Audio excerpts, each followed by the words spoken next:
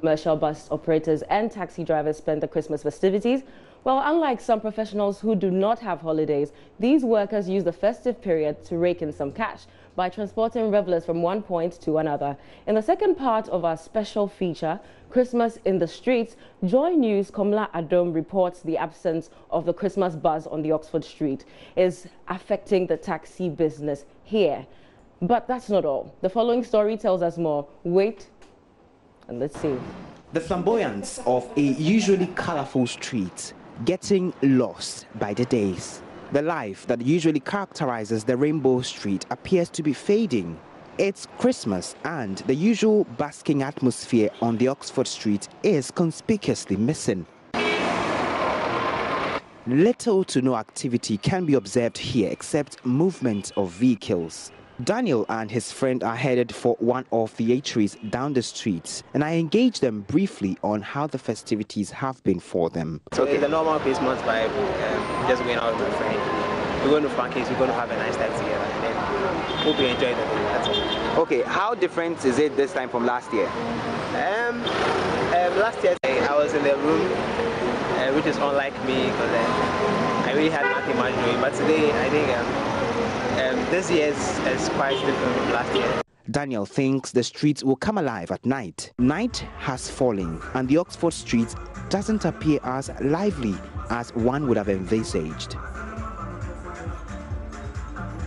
Jonathan AJ is a taxi driver who plies the street. He's been at it for 4 years. I asked him if he ever has time during festivities like this to have fun and bond with his family. Oh, you know, for we taxi drivers like this, you know, when it comes to season like this, these are cocoa season, you understand? These are our harvesting times, so like, you know, more times we use Sundays and all that stuff to go out with our family and all that stuff. Even this evening, I'm begging my wife to go out with her, but she said she wants to go church and all that stuff, so we can make it tomorrow. Clearly, this year's festivities have not thrown at him as much cocoa as he would have expected. Jonathan is worried the buzz that used to be the hallmark of this street is absent this time. Today, there's no much traffic on Oxford Street because past 2 years like this, boss, you spend like one hour before getting to the roundabout, but I don't know the reason why. He is hopeful by the time the festivities are over, the Oxford streets would have bounced back. But there is the other bigger challenge they are confronted with, the Uber business. So how much on average do you charge people from here when they are, for example, when they are leaving Oxford Street and they are going to Teshi or they are going to Circle or they are going to Nungwa, for example? Oh, last 2 years like this, I will tell you maybe 30 cedis or 20, but this time around, when you know, it's because of the Uber to, you know, this time around when you tell them, oh, 30 cedi or 25 cedi, they will bargain it up to maybe 15 cedis or something up to Nungwa. It's very, very bad, but I hope next year things will be getting well. Oh, Nana Kwesi has been doing the taxi business for the past 5 years. I'm about to engage him. We need to celebrate it. By God so good.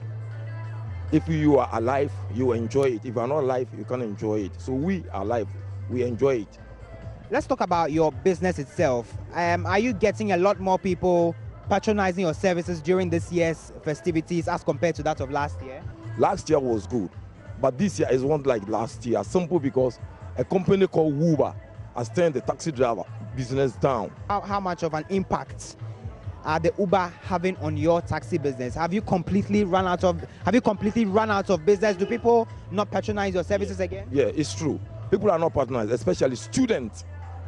When they go, they take Uber from home, from school, from office. All of them have neglected taxi drivers. So Uber started. You've been here all night. Would you say that the patronage has been good? Oh, today it will be okay for each and every taxi driver who decided to work. But after festivity, it's not, we won't get it the same because of the Uber. Tell us about the Oxford Street. We know that usually the Oxford Street is very busy. It never goes to sleep, but it appears this year it's a bit slow. What do you think has accounted for that?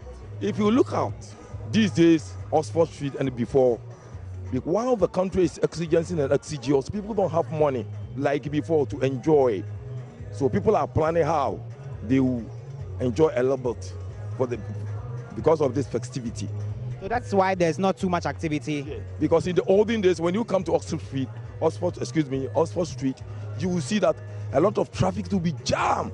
Even to park in front of this Papaya and Oxford Street, you can't. So you park somewhere, then the person alive, then they come and buy whatever, but then you take him go. But it has changed since the past 4 years. Let's talk about Christmas for you as an individual and your family. How do you celebrate Christmas? Because it looks like you're always working. Oh, we do, but because of this business, I make sure I finish with them before I start my business. So you've taken your family somewhere already? We'll go tomorrow. Yeah, we'll go tomorrow. Then once you're done, you come back to work? Then I start working the evening. So finally, how hopeful are you that this Christmas will be good for you taxi drivers on a personal level and for that of you and your colleagues? Are you hopeful that you make quite a lot of money? Surely, so far as we have started Christmas, at the end of 31st, everybody will get whatever he needs. So you just heard there Nana Kwesi. He's a taxi driver for 5 years, and he's just been sharing with us some of the challenges that they've been facing since the introduction of Uber services into the country. But he is hopeful that the Christmas is going to be exciting, as it has already kicked out. With a few more days for the festivities to be over, Jonathan and Nana Kwesi can be hopeful of better days here on the streets that's nicknamed Nocturnal Streets. Komla Adom, Joy News.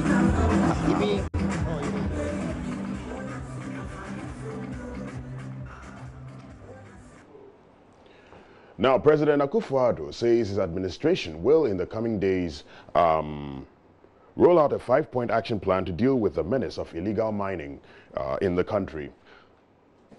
Now, some 1,400 small-scale miners in all mining districts would also be vetted as part of the moves to streamline the mining sector. Speaking at the official opening at the Secretariat for Inter-Ministerial Task Force, President Akufo-Addo charged the participating ministries to coordinate and work closely with Operation Vanguard to ensure the sustainability of mining.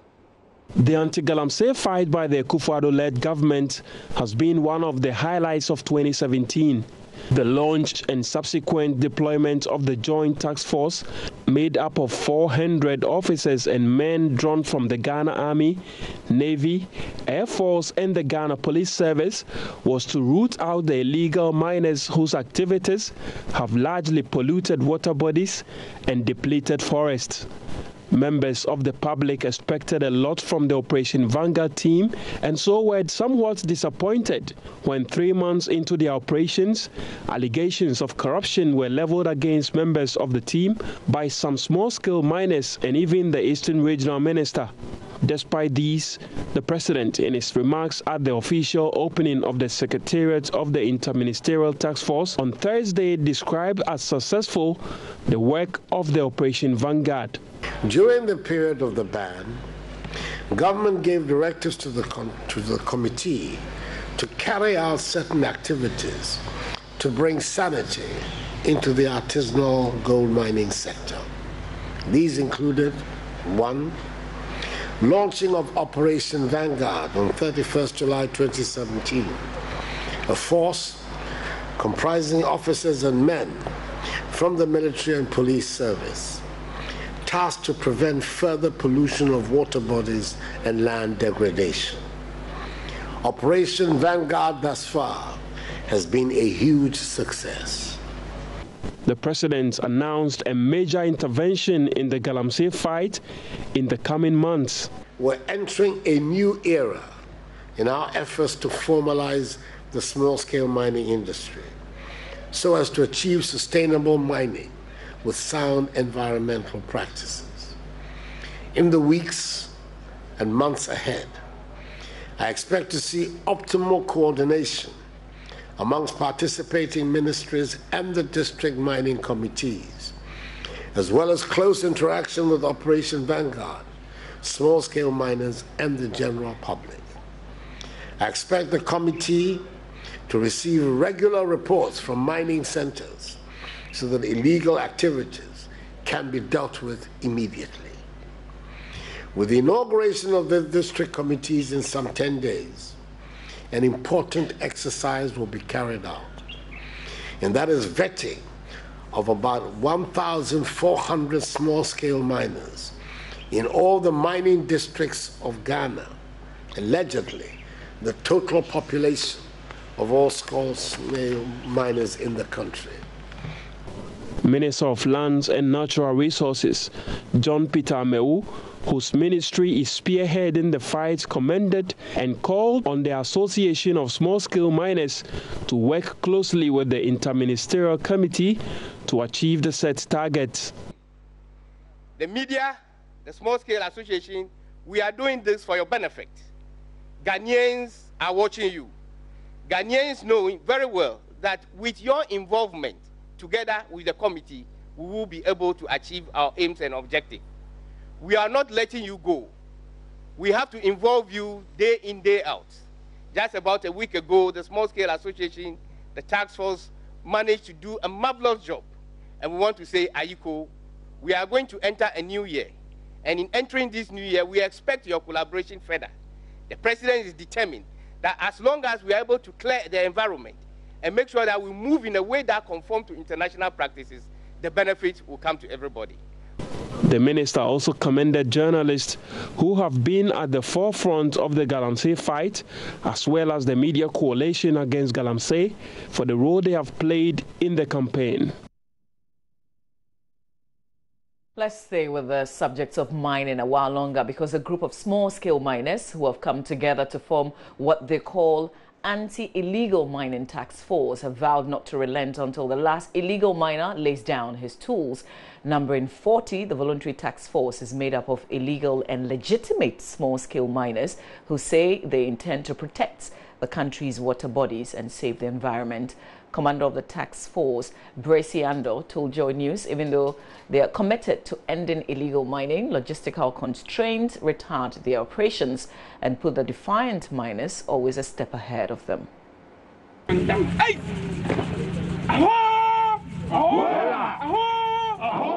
The group therefore has a straightforward request to the Ministry of Lands and Natural Resources, as explained by Commander of the task force. We are demonstrating to Ghanaians to know that we small-scale miners, we are not part of those who are destroying our water bodies, but we are rather going to help the government and the people of Ghana so that everybody will see how we work. Because since the ban started, we all know Ghanaians were saying that we, the miners, are destroying water, this and this and this and this. But we demonstrated a lot. Who gave you the authority to do this?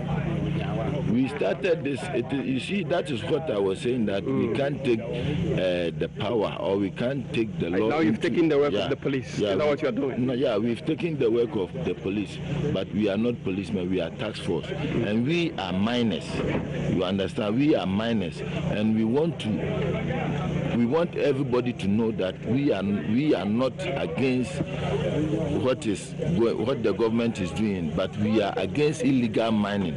So as we can see, we are miners and we are against illegal mining. We have to also help. So we sit down with the authorities and they spoke to us, and we also accept. Okay, we know these illegal miners, some of them have weapons, I mean sophisticated weapons as such. Are you armed yourselves? Yeah, we are not armed ourselves, but we are miners and we know them. We know where they are. So what do you do when you get these illegal miners?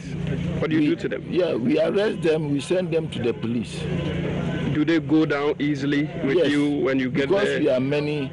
In fact, it's very hard to arrest them. The group also has plans to put more boots on the ground to drive out their former colleagues from the mine sites that are now in the hinterland.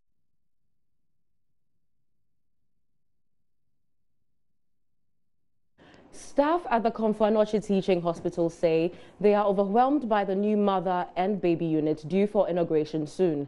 Personnel are preparing to move into the new facility built through the initiative of First Lady Rebecca Akufo-Addo and the Multimedia Group. It followed a JoyNews special assignment documentary, Next to Die, which highlighted preventable deaths of women and children at the old unit due to lack of space. Nana Asenso-Mensah has more this report. Principal Midwifery Officer Margaret Ama-Obeng spoke to Live News when MTN presented hampers to babies born on 25th December. The new MBU is expected to help reduce maternal and child death by about 2,000 annually. Madam Obeng expressed gratitude to the Rebecca Foundation and its partners for the project. New block that our First Lady has built for us. I don't know whether it's first or second week in January 2018. Most of the wards will move, especially MB here, will go to labor ward, so that the whole ward will be lying ward for A2. So I don't think you will come and see patients lying on the floor or mattress or whatever. So it's a great achievement that the First Lady has done for us. Meanwhile, MTN Ghana donated 260 hampers nationwide to babies born on Christmas Day. Charles Osayakoto is head of technical. Christmas is a time of giving or showing love. So today being 26, it's a Boxing Day. So we have to box something to go and share, give it to our loved ones. And for that matter, we consider that these are the people, the incoming ones. Those are the people that we want to share, give those items to. That's a motivation. We just want to go and touch life. And even, when we went to Konfanoche, the comments, the feedback from the nurse, the in charge was that some people come unprepared. So going in time like this to give such items is something that really that is going to solve a big problem. So that is part of our motivation why we go out and we do it on Boxing Days. Nana Asenso Mensah reporting for JoyNews.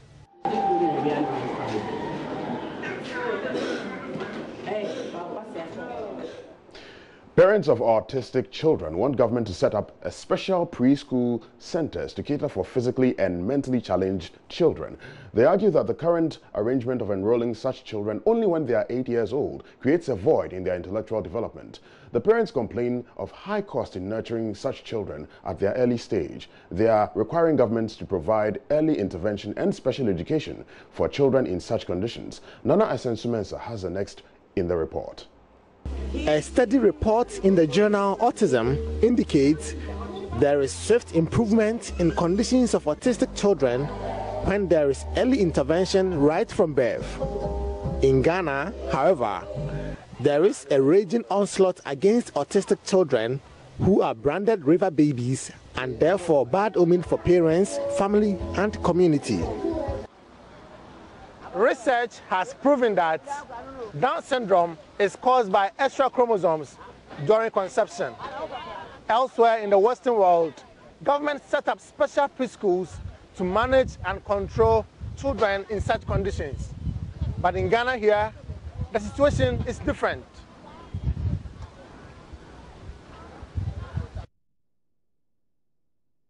A 23-year-old Urura is a Down syndrome patient who lives with his mother in the United Kingdom. Down syndrome is the same as autism. With Urura, you do not actually get to know until you've actually given birth. Okay. Now he's got a condition called Down's syndrome. A neurologist pediatrician at Konfanoche Teaching Hospital, Dr. Charles Hammond, throws more light on the causes of autism.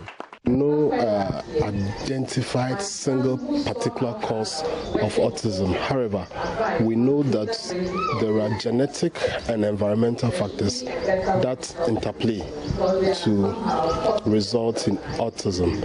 And these genetic factors are varied for various children.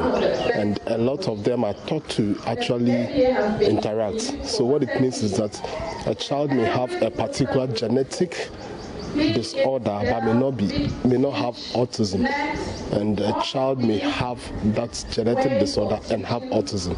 So it's been thought that the genetic factors are risk factors, and then the environmental factors actually add on to it. So there are various environmental factors like being born too early, or what we call preterm or prematurity is one of the factors. Multiple pregnancies like twin pregnancy or triplets, low birth weight or very low birth weight, sometimes some insults that happen around the time you are born.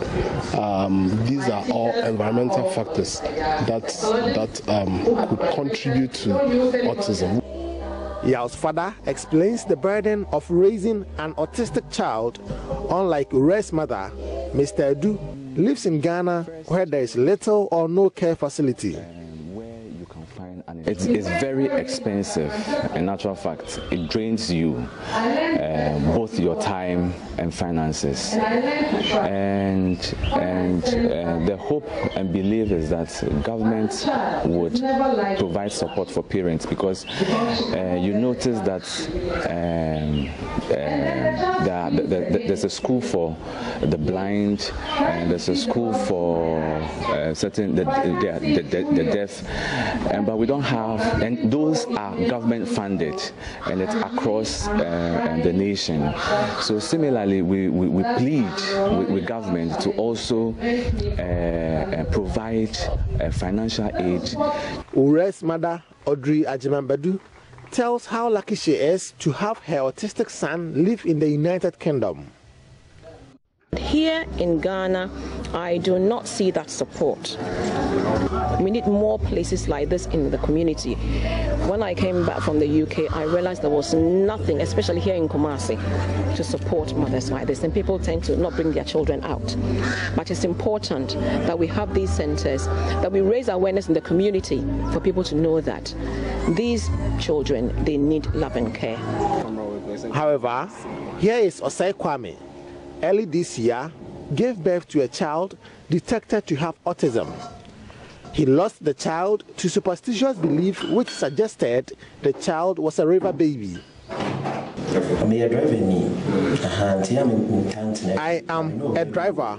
I lost my newly born child to a superstitious belief claiming my child is a river baby. I had a child with a young lady. After the birth of the baby, I noticed it didn't look like a healthy, normal child.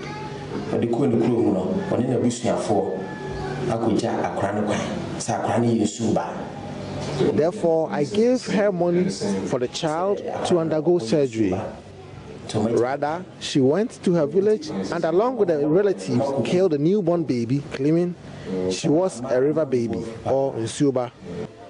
Wings of Life is the only facility providing care for persons with autism in the northern zone of Ghana from Ashanti, Bunohafo to the 3 northern regions. Mercy Apia is manager. From here to the north, this is the only ABA center. And we can't even have space. We don't have space for the children who come. Even those who want to pay are on waiting list. We have a waiting list of over 10 children who are waiting to get spaces on, because I can't get people trained that fast to do the ABA. That is instruction, and we can't get enough space to put our children. This is a big hindrance to our program. So we are just hoping that with this interview, we may find people who want to touch these children. Nana Asensu Mensa, reporting for JoyNews.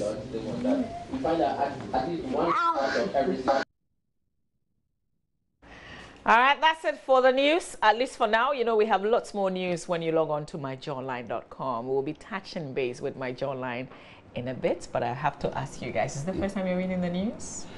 Sort of. I host a show occasionally on Joy Prime called The Tonight Show, and I do something similar, but a bit way more way crazier and way, you know, on the Jimmy is more. But here, you know, I have to be composed and have to follow the rules. But there was a little hitch, you know, because the prompter, instead of going up, decided to do the other way around. Yeah, so I had to.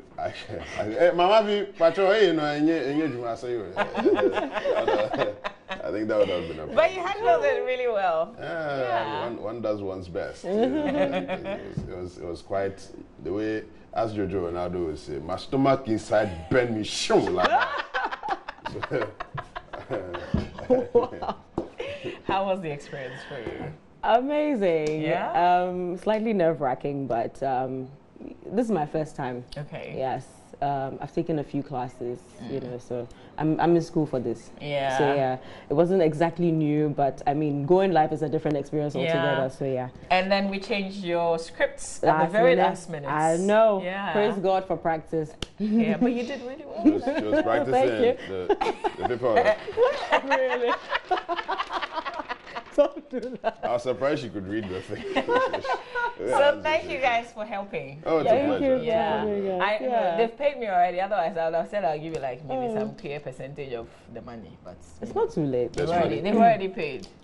Yeah, so wire transfer, bank transfer. But let's talk about the stories that did it for you. The news stories that did it for you in 2017. What stands out? I liked the Galamsey Must Stop initiative. Okay. I think it has been going on for too long. And it's about time, you know, that we, you know, put our foot down and said, you know, we're going to work on this. We're going to stop Galamsey. And the fact that everybody came together and, you know, we're still working on it. But I like the fact that we have started something. It shows that there should be an end at some point. Sure. Yeah, that was massive. I think it's one of the few things, it's not entertainment, it's a hardcore issue that the media in particular, I mean, you would have it on the front page of the graphic like consistently, and it was really cool, refreshing for me to see something else apart from the hardcore politics. But what did it for you in 2017? Oh, Don't say Roverman. Oh, no. What did it for me was the public figures whose mouths got them in trouble this year. That was my favorite, you know, from Alaji to Yunis asking some girl to remove her dress to show him the dress. That was great. Wow. Mr. Umkalinzi talking to the diasporans is like, you people, you're whining. Nobody likes a whiner. When you whine like that, you get on people's nerves. Wow. It's not. Yeah, we know it's not working. If it wasn't working, you would not be here. So stop the whining. Are you Mr. Humkalinse? Because you sound exactly like him. He's one of the people. One of those who is a bit easy to imitate because of his diction and all. I do pretty well with British like accents. So hello. It was fun listening to him. So and then which one? It was somebody said Northerners are difficult people. Oh, he lost his job. And he immediately resigned and apologized. But the one that I really liked was the guy who was speaking to the Tesco guy. He said he asked for him. South Africa. Yes, he said he will prioritize NPP people over any other Ghanaian because it's because of them that he's there. Wow. They said he should apologize. I said, well, him for. Yeah, I want to apologize. Then when they forced him, they say he should apologize. So they issued an apology on his behalf. Yeah. The signature was. If you see the signature, even the signature was laughing at the letter. I should do it. I've done it. So. Yeah. So those were my favorite news items. Fantastic. Yeah. And I all these issues bring back very good memories. They say we have short memories, but we don't currently. Yeah. But there's another thing that I want to run by you, but that's when we do the review. Okay. We will do entertainment. We will talk about the lighter side of. There were lots of things in the world of entertainment. Yes. Yeah. Yes. Lots of things. And we crowned it with Miss Ghana. So we'll give you the crown this morning. Miss Ghana, they say you shouldn't talk about it. I know. We haven't talked about. We say we are going to crown her. So stay with us. The papers are holidaying. but the websites are very active. We'll start with myjoyonline.com. We will come back and tell you what is trending this day, but you're watching the AM show. It's super exciting. You have nowhere else to go. Just stay with us.